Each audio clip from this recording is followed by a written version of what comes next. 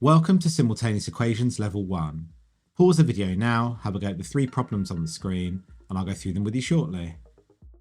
You'll find more practice at this level, plus links to the higher levels, as well as other topics at the end of this video and on the channel homepage. In problem 1, we're solving a plus 2b equals 13 and a minus b equals 1. Now to solve these, we'd like to eliminate one of the variables. And looking at the two equations, we can see that we have the same number of a's in each, because in the first equation we have a 1a, and in the second equation we also have a 1a. However, in the two equations we have different numbers of b's. So we're going to eliminate the a's, and we can do this by subtracting them, because a minus a gives us 0. So if we subtract the bottom equation from the top, we have a minus a is 0, and we have 2b minus b. So 2b minus b means that we actually end up adding the b onto the 2b. So we have 2b plus b, which is 3b. On the right, 13 minus 1 gives us 12. We can now solve this equation to find the value of b. And to do this, we need to remove the times 3 from the left. And we can do this by dividing the left by 3 and also dividing the right by 3. Now on the left, the times 3 and the divide by 3 cancel out to leave us with b. And on the right, 12 divided by 3 gives us 4. So b equals 4 is the first part of our solution. To find the value of a, we now need to substitute this value of b into one of the equations. And the equation at the top looks slightly easier to work with because it has a plus in it. So we're going to use a plus 2b is equal to 13. We're going to replace the b with 4. So a plus 2 times 4 is equal to 13. Since 2 times 4 is 8, we have 8 plus 8 is equal to 13. And to now solve this equation, we can subtract 8 from the left and do the same on the right. And on the left, the plus 8 and the minus 8 cancel out to leave us with a. And on the right, 13 minus 8 is 5. So a is equal to 5. And this means that our final answer to problem 1 is a equals 5, b equals 4.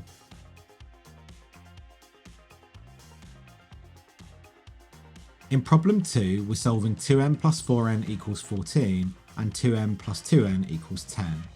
Now we'd like to eliminate one of the variables from the equations, and that means getting rid of either the m's or the n's. Now to do this, we need to have the same number of each in each of the equations. We can see that we have 2m's in both equations, but we have different numbers of n's. So we're going to eliminate the 2m's, and we can do this by subtracting, because 2m minus 2m is 0. So 2m minus 2m gives us 0, 4n minus 2n gives us 2n, and 14 minus 10 gives us 4. Now since 2n is equal to 4, we can divide both sides by 2 to find the value of n. And on the left, the times 2 and the divide by 2 cancel out to give us n, and on the right, 4 divided by 2 is 2. So n equals 2 is the first part of our solution. To now work out the value of m, we can take this value of n and substitute it into one of the two equations. And we can do this in either one, but since the equation at the bottom has slightly smaller numbers, we're going to use that one. So we're going to use 2m plus 2n is equal to 10. We're going to replace the n with 2, which we just found. So this becomes 2m plus 2 times 2 is equal to 10. 2 times 2 is 4. So we have 2m plus 4 is equal to 10. And we now want to solve this equation to find the value of m. So we can start on the left by removing the plus 4, and we can do this by subtracting 4, which is its inverse. So on the left, we're just left with 2m, and on the right, 10 minus 4 gives us 6. Finally, we want to remove the times 2 in front of the m, and we can use its inverse, which is divide by 2, and do the same on the right. And the times 2 and the divide by 2 cancel out on the left to leave us with m, and on the right, 6 divided by 2 is 3. So m is equal to 3. And our final answer to problem 2 is m equals 3, n equals 2.